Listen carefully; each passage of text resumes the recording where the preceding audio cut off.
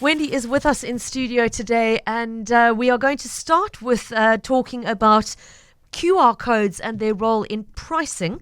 We're then going to move on to what will perhaps be the longer part of the conversation about the dangers of agreeing to cell phone contract terms over the phone.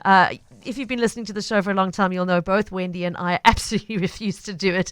And if you listen to the show, you'll understand why, I think, at the end, once you've listened to our two case studies in particular. Wendy, a few weeks ago, a listener asked us a very interesting question, which I know you've been doing some digging into. Yep. The question was, is it acceptable for companies to only display their prices via a scannable QR code? In other words, there's no price label on the item, there's no price label on the shelf, there's just a code that you've got to scan on your phone. At the time, I think you remember I said I very much doubt that is that does tick the compliance box when it comes to the Consumer Protection Act. I think it's Section 26, which is quite long and complicated. Mm-hmm. It basically says the retailer has to supply the price either on the item, an old-fashioned price tag, or on some kind of tag or label, as we see in supermarkets, on in the vicinity of, so on a strip underneath, or the on a usual tag case, attached to it or something. one general sign for an entire bin of things and that kind of thing. So it's very specific.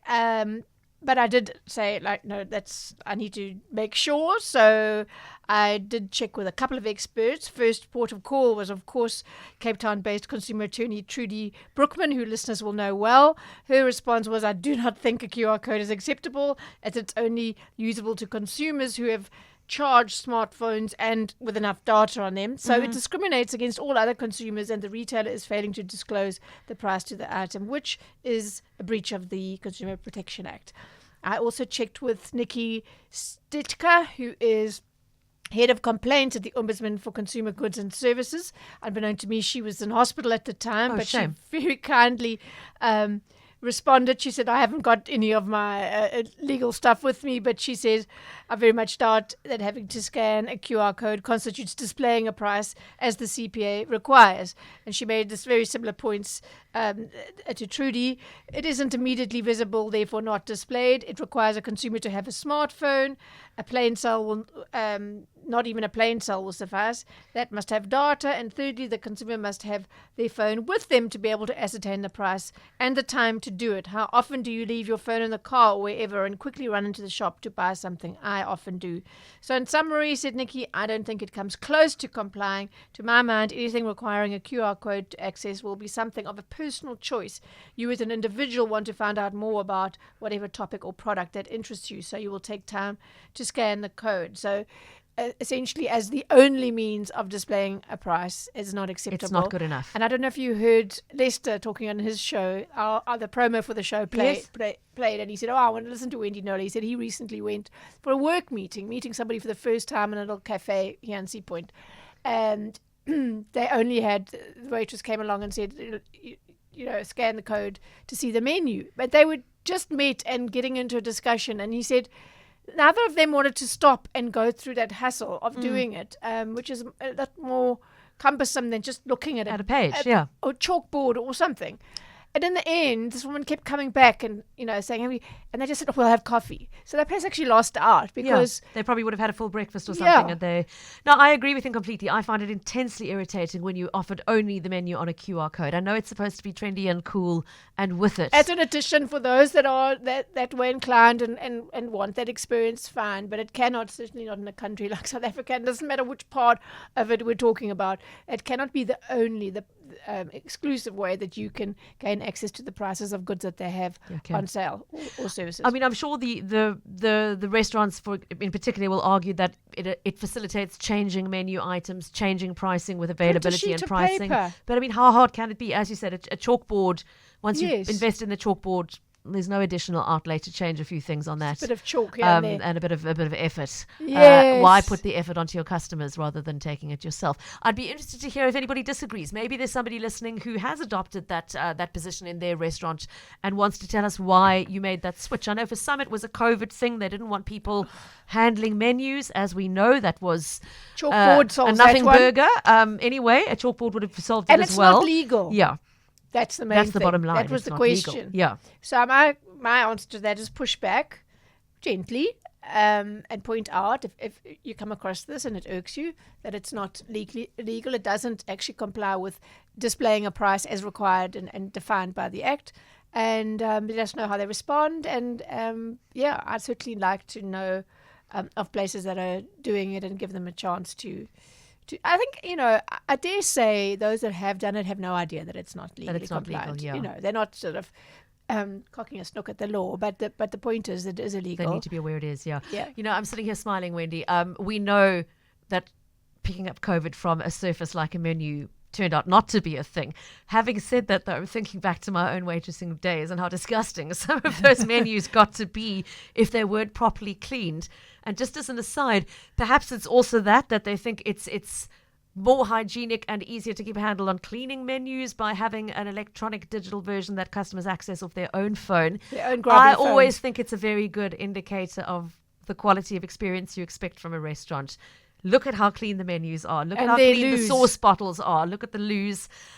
The salt and pepper. Are they full? Is the tomato sauce neck bottle of the bottle clean? That sort of thing is a good indicator of attention to detail. And if they're paying attention on that, then chances are they're paying attention on the expiry, dates of food in the kitchen and cleanliness in the kitchen as well. All of that. Yeah. And treating their staff properly.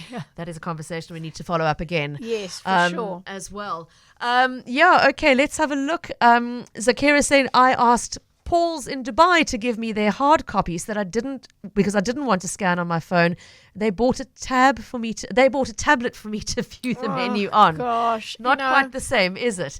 Vicky feeling strongly on this one from Pinelands. She says I would walk out and find a restaurant that could offer me a menu. And just by the way, do the restaurants who do this have free Wi-Fi? That's also a very good point. If you're expecting customers, of that reading one of those expert opinions.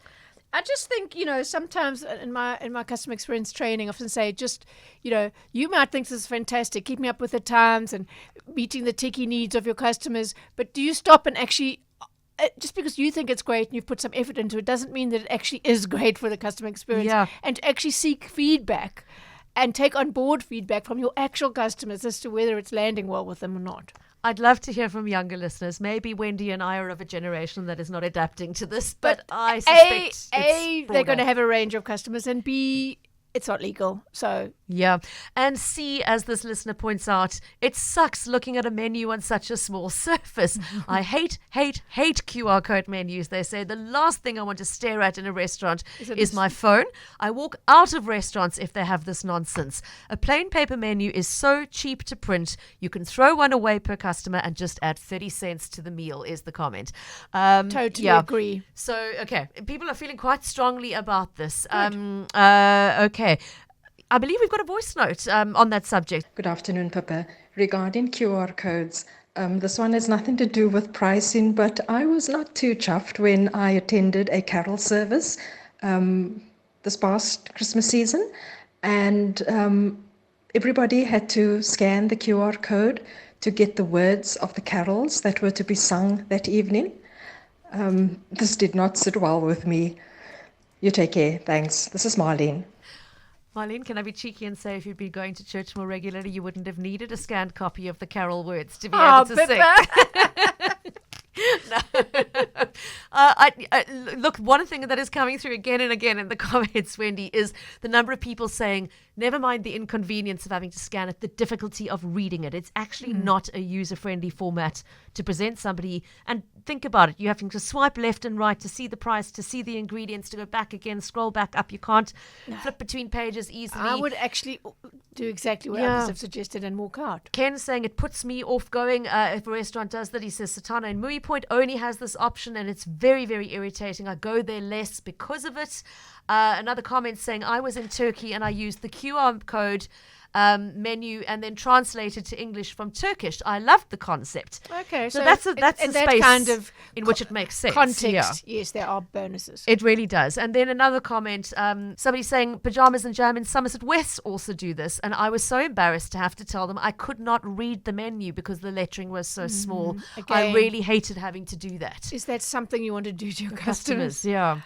So rethink it, please. If it is your position that you only have that, perhaps think of having a stack of printed menus available for those who want. It surely doesn't have hard. to be that hard. No. Again, I'd love to hear from any restaurant owners who've adopted this approach as to what your thinking is.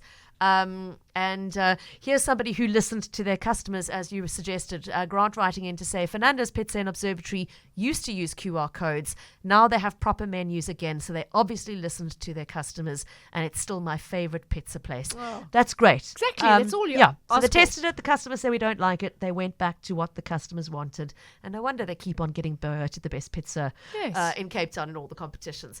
Grant, thank you for that feedback. Yeah, as I said, if anybody listening is a restaurant owner, and it's not only restaurants, Wendy, the complaint that started this wasn't, I think we had 2 cases. One was a restaurant, one was another kind of retailer. Yeah.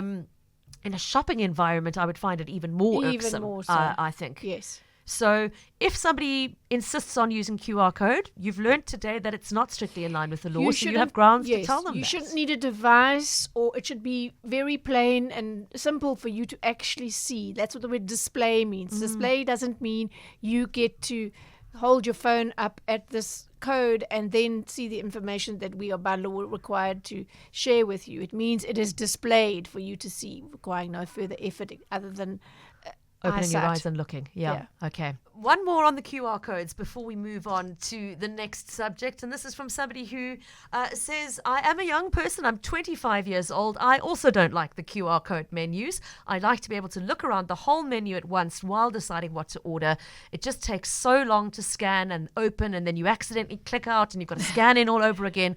I'm so glad it's not just me. I really appreciate that feedback, as do I appreciate the message saying lots of restaurants in Brisbane, Australia have this QR code. You order and then one only sees a waiter when they bring the order. It is just so awful and also difficult for us oldies, us middlies too. I think I can count myself as still a middly. I'm sort of getting onto oldie now, so Okay. that informs my comment. One more for now from Julia saying, I personally don't like the QR code menu system because it takes away from the dining experience sitting on your phone, especially when you are trying to specifically keep phones away and be more present. I don't think single-use menus are a good option because that adds to paper wastage. She says, I sell wine to the trade. I know it can be quite expensive to print decent-looking menus and either laminate or create booklets, especially when menus are seasonal. Yeah, that was my point. I understand the want needing to be able to update, particularly if you are the kind of establishment that changes the menu regularly. But find a way of doing it. I think a chalkboard suffices, really. I mean, it can be as rustic or upmarket as you want to make it. Yeah. In addition, you have a serving person, a waiter in front of you that you can get clarification from or whatever, or just a classy, I get the paper thing, but I mean, they're a business. They're one sheet of A4 paper, very printed in a nice font. I mean, that can be very classy. And so easy for everybody, and just change it every day. I would like that. That would give me a sense that they're using readily available ingredients, or that it's very. Anyway. Yeah. I'm going to give the final word for now to Zuki, and she says, I generally don't have a problem with QR codes, but I still feel retailers should not make it an effort for me to purchase from them. And it's much easier to read a printed price. Nor does the Consumer Protection Act feel that you should have to work hard to get a price. Nail on head, Zuki. So Thank you. That's the end of that, yes. Don't do it. Don't do it as an exclusive means of displaying your prices. And so to the issue of getting committed to a cell phone contract via a phone call. And Wendy, you and I have both stated many times before we will not do it. I actually anecdotally had the occasion to repeat that decision just a day or two ago, because sure enough, MTN called me. They must have known in the stars that this conversation was coming to deliver a perfect example of why I don't do it. Phoned me up saying, time to upgrade to a new contract. And I said to them, thanks, but no thanks. Firstly, don't want a contract. I've had a look on your website and there's nothing there that offers me equivalent value to the package I'm currently getting on my month to month. So I'll stay where I am. And then it was, of course, oh no, but not all of our offers are on the website. I could have scripted that. Yeah. Let me walk you through what your options are. And I stopped her and I said, look, I'm happy to listen if you can guarantee me that you will put what you're about to tell me in writing in an email at the end of it. No chance. Cannot done. End of conversation. So, I mean, we've said they before. Want to hold all the cards. They don't want anything in writing that they can be held to, is the bottom line. And they also don't, not without a fight, yeah, they won't give you your copy of the call recording. and this is my big beef with it, for any form of sales over the phone, whether it's insurance or anything else.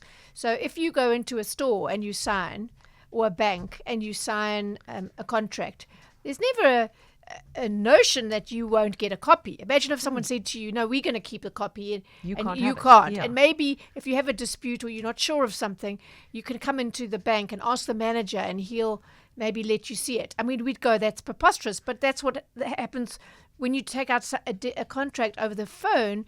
The call recording becomes what's called the mandate. It's proof of what was offered to you and what you accepted, right? Okay. So, and I'm going to go to my grave kicking and screaming for the law to change to say that they must automatically send it to you within 4 to 5 days, right? Because you've got a week's cooling off period, right? Right now, the Act doesn't say anything. It only says that the company must retain it. And I spoke to the then commissioner, and he said, no, I said, the legislators must surely have made a mistake here. They couldn't have meant for that. The customer is not entitled. So he said, yes, we understand as a commission the consumer is entitled to access to it, which doesn't go far enough for me. And that's why you've got cell phone companies and others, had a case which was an insurer, that said, go into the office and the manager will let you listen to the call. Yes. I said, what, like a schoolboy going to the headmaster? This is ridiculous. Anyway, rant over, but it's... But when you listen to the case studies today, you'll understand why. I mean, Wendy, you've been dealing with this for more than 2 decades now. You must have dealt with hundreds of such cases. If not thousands, but let's say hundreds, for sure, hundreds. Most of them I don't actually publicize because it's just like more of the same. But every now and then I like to do it as a reminder. I like to share some case studies as to why I'm so anti it, why I'm saying rather take the trouble to go into an actual store.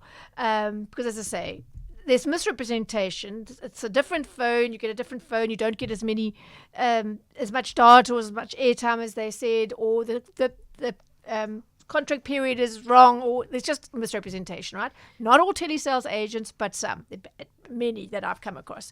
But if they then fixed it when it came to light, if they let you have the call recording immediately and said, very sorry, it's happened, we're dealing with it, fine. But the cases that come to me, that clearly hasn't happened. And people have battled at call center level for sometimes years, or at least a year, before it finally lands up in my inbox. In your inbox, yeah.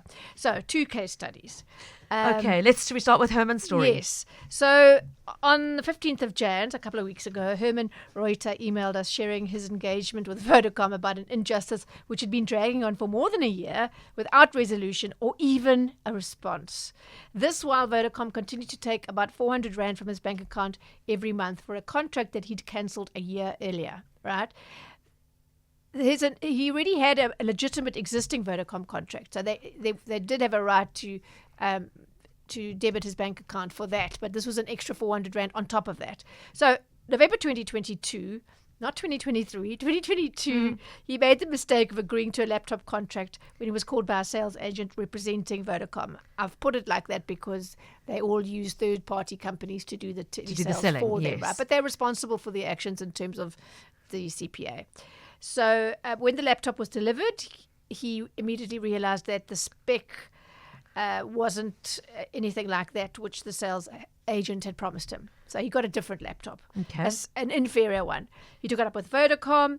They listened. They got this part right. They listened to a recording of the sales call, didn't give it to him, but they listened and said, okay, you were misled by that sales agent. What do you want to do? Do you want to carry on with it? Do you want to cancel?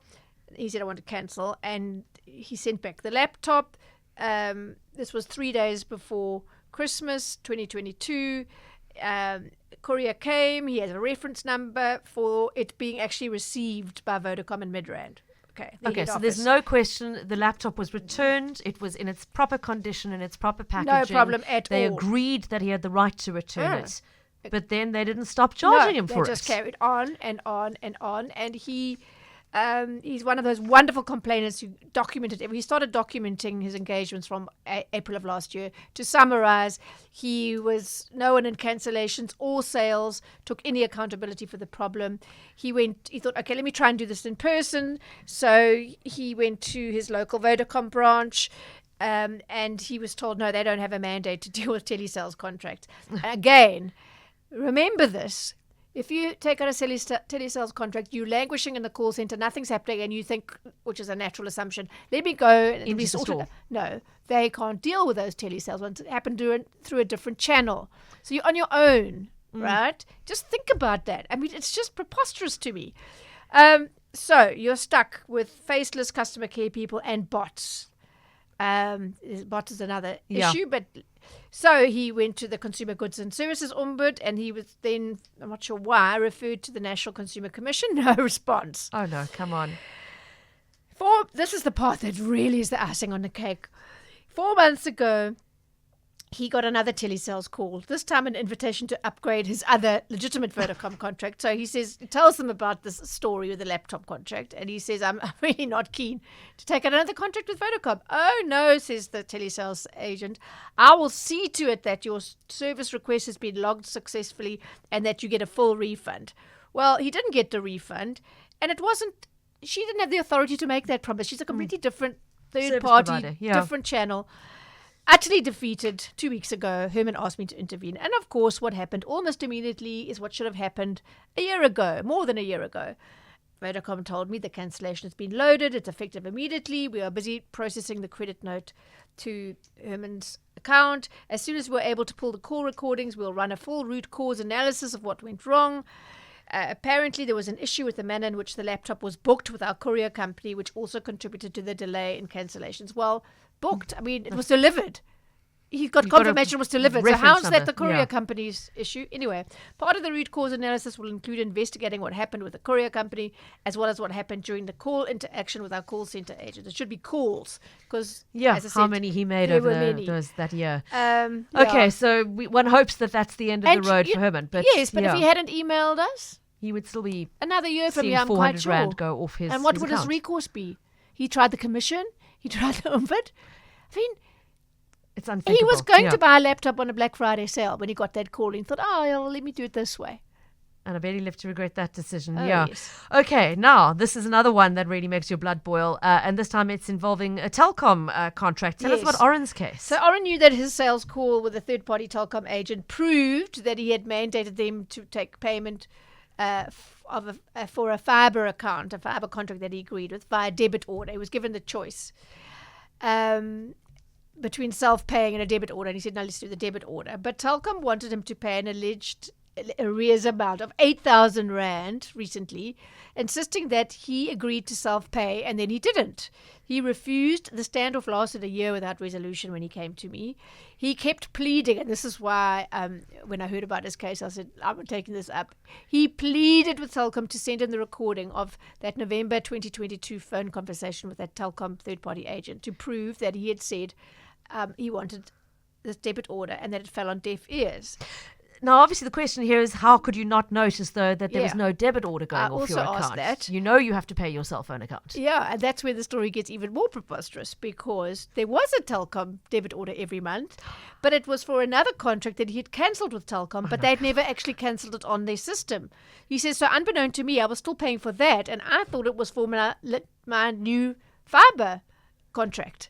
Right? Oh, my word. So he says, in April 2023, I got a call from a law firm and numerous SMSs saying my Telkom account was in arrears. At that stage, it was 3,000 Rand. It subsequently swelled to 8,000 Rand. Yeah. He went into a Telkom store, spoke to an agent who told him that according to his profile, the account was selected as self-pay as opposed to debit order, and that I had never paid. What was worse was that the bank account number she had listed on their system was not that of mine, and I gave her my correct bank account number. So obviously, in the call recording, he would have been heard giving out the correct number, which must have then been captured incorrectly. Yeah. But then, so once they had his correct number, then they start trying to debit him. Anyway, he says he was told that only Telkom's sales team could sort out the dispute, and of course, to do that, the call reporting was key. He said, I spoke to Telkom more than 20 times. The sales team would never let me speak to a manager or resolve my matter. They said they were not, and this is the part that really gets me, they are not allowed to release a copy of the call recording, but would listen to it internally and give me feedback. So not even saying you can go and listen to it in the store, go grovel cap in hand and, say, please can I listen to my own recording, my own mandate that I should have in my possession. How can it ever be fair and just? at equal for the service provider to have the copy of the contract and the customer not to. It blows my mind, really. Or legal for that matter, because you did say yes, exactly. the CPA requires that the customer should at the very least have access to it, and he's been denied access to it. He was told he needs to subpoena Telkom. Oh, for heaven's sake. I mean, I underline, this is why you don't take out telephone contracts over the phone.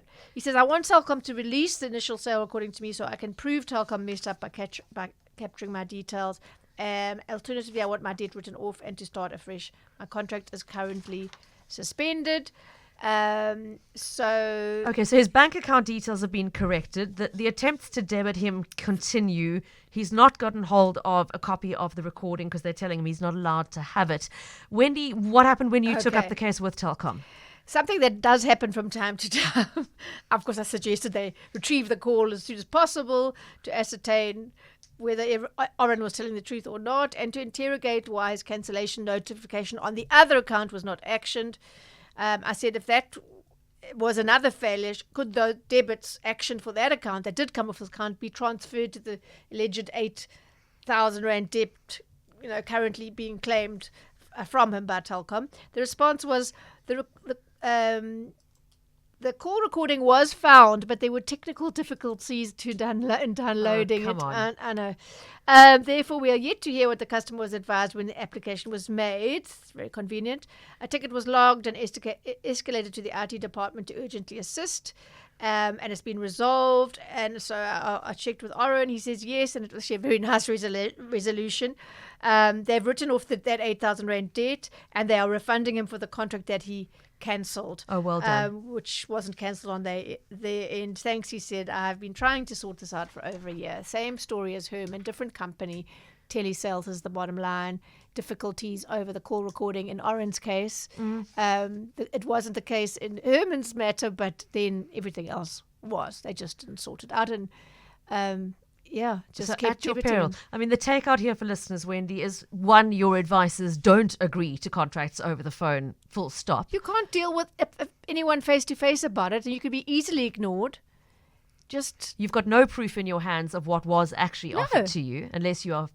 Would you be allowed to record when they phone to that's say the other thing. It's MTM phoning to discuss your all upgrade? Calls are recorded, then you can say absolutely. I'm going to record as well. What I say to people is, when they phone and say this call will be recorded, I said, well, I'm willing to entertain you and possibly even enter into the contract if you can give me an undertaking that I'm going to get a copy of this call within 5 days. You'll have one. It's only fair I have one too. No, hold the supervisor. No, okay. That's what I thought. Thank you very much. And that's what I would advise people to say. Just more people keep saying it. I'm determined that I'm going to get this nonsense sorted out. Really, I'm going to keep on. It's just preposterous. So don't do it is the bottom line. If you must do it for whatever reason, make sure that you get very clear promises of deliverables in that recording, and then that if anything goes wrong, remember that you have the right to demand access to that recording. So there is some wiggle room for them to say they might not want to send it to you, but you have the right to access it and listen to it, Wendy. So even if that means you've got to drive into a store, you don't have to go to court to ask for it. No. You have the right to take a listen to that recording. And it's really worth your while to download an app that allows you to record such conversations. You can get them to phone you back so you can ready yourself if necessary. Somebody's suggestion on the WhatsApp line is that they've asked telesales people to first email the T's and C's through before they agree to anything. Their comment is this has worked in some cases. Oh. That's very interesting. Oh, I'm very surprised. All right. I believe we've got a voice note that's come through responding to this conversation, and happy to take one or two more WhatsApps to 0725671567. If you'd like to comment, let's take a listen. Hi, Pippa and Wendy. These stories come down to something for me that seems to be missed. Why is our bank, of whom I'm the customer, allowing this to come off?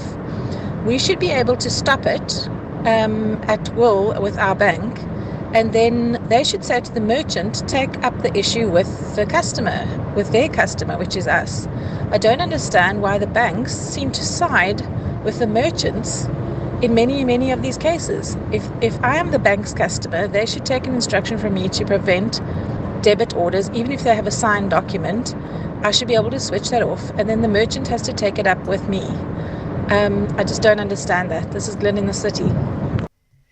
Thanks, Glenn. Your comment, Wendy? There's some logistical problems with that. First of all, it is a reality that would be entirely abused by consumers. If it was a valid mandate and you just couldn't pay 1 month and then you went to your bank, you must stop it. That's clearly not a feasible solution. So there are ways to dispute a debit order, but because there is that mandate they will keep on firing it. You've got to actually get the dispute resolved with the service provider. You can't expect a bank to, what must they now call the call recording? I mean, there are millions and millions of debit orders going through the system every month. It's not their role. I know that seems like it should be, but they aren't the gatekeepers in these particular matters where there is a valid mandate. It's just that so it's not a fraudulent contract. It's just there is some misrepresentation. That's a very complicated matter, and it needs to be resolved at source. Yeah. And if there were any bank fees payable, like you were stopping the debit orders and it costs you every month and that kind of thing, then I would certainly say you would have every right to say once the matter is finally resolved, saying, and you will, here are my bank fees, here's a printout of my statements, and I will have those refunded as well. Thank you very much. Wendy, just to clarify, would we be within our rights to say, thank you, I'll entertain your call, I will be recording this conversation as well, and to keep that as your record of the of the contract? Absolutely, they're keeping a recording. And you've disclosed that you are they're recording. Not going to give you, they're not going to send it to you. The conversation. Yeah, absolutely. And if they don't want that, then you've dodged a bullet. Something to think about. Wendy, thank you very, very much for that. Before we say goodbye, I know you wanted to talk about a case that you're busy working on still because you believe there might be other examples out there. If we just go back to page 2, Wendy, and the issue of the pharmacy pricing. So about 2 or 3 weeks back, a listener posed a question via our WhatsApp line, and that is, if I'm using my medical scheme savings, my money, to buy something from a pharmacy, why are they allowed to charge the medical aid rate, which is higher than what is advertised as the on-shelf price? We're back to displayed prices here. Generally, I pay 50 to 100 Rand more when they apply the medical aid rates. Is this not enrichment and beneficial to the pharmacy doing this, taking this from medical savings as opposed to in-store cash? It was a very interesting issue. I undertook on air to get an answer from the Council for Medical Schemes, and I did so more than 2 weeks ago, and I keep going back and asking. I wanted to go to tackle this in last week's show. But no, it's going through every department of that body, and I'm keeping told we are on it. My latest one was 1 more week. I have a draft from the Benefits Management Unit. I'm waiting for our research team to add and verify.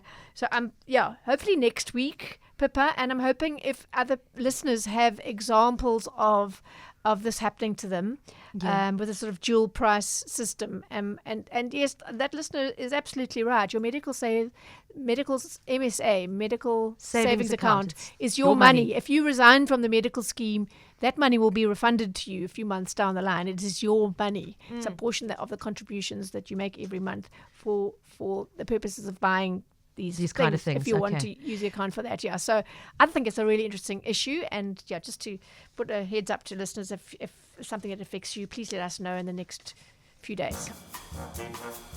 Lunch with Pippa Hudson on CapeTalk.